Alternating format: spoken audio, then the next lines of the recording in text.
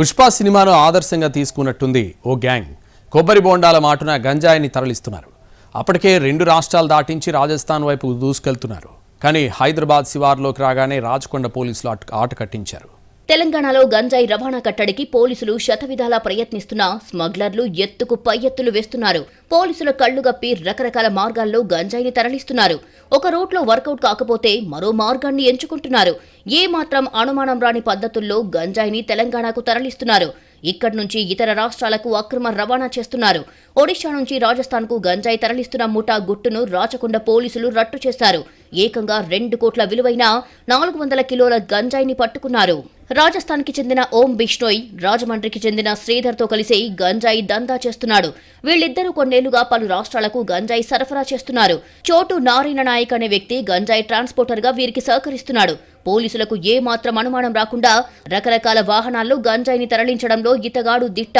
గంజాయి సేఫ్ గా డెస్టినేషన్ కి తరలించినందుకు 25,000 తీసుకుంటున్నాడు. వీరి చీకటి దందా హాయిగా సాగిపోతుంది అనుకున్న సమయంలో ఓం బిష్ణోయ్ని అరెస్టు చేసి ఒడిషా పోలీసులు షాక్ ఇచ్చారు. అతగాన్ని జోధ్పూర్ జైలుకు తరలించారు. ఇదే మంచి అవకాశం అనుకున్న నారాయణ నాయక్ నేరుగా శ్రీధర్ ను సంప్రదించాడు. ఓం బిష్ణోయ్ అరెస్ట్ అయినందుకు నేనే గంజాయి డీల్ సెట్ చేస్తాను అని అతడికి చెప్పాడు. అందుకు శ్రీధర్ ఓకే అనడంతో నారాయణ నాయక్ పెద్ద మొత్తంలో గంజాయి స్మగ్లింగ్ చేసేందుకు ప్లాన్ చేశాడు. రాజస్థాన్ కి చెందిన 2 గంజాయి పెడ్లర్లను నారాయణ నాయక్ సంప్రదించాడు. 400 కిలోల గంజాయి సరఫరా చేసేందుకు ఒప్పందం కుదుర్చుకున్నాడు.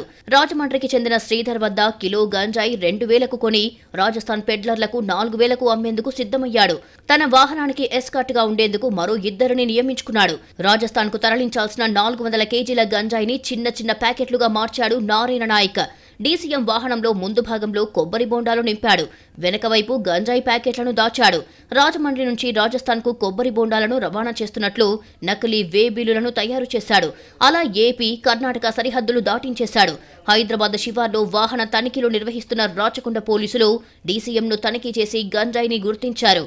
వాహనంలో ఉన్న 400 కిలోల గంజాయిని సీజ్ చేశారు. నారాయణ నాయక్, పుష్కర్ రాజా సింగ్, కిషన్ లాల్ నాయక్ ను అరెస్టు చేసి కేసులు నమోదు చేశారు.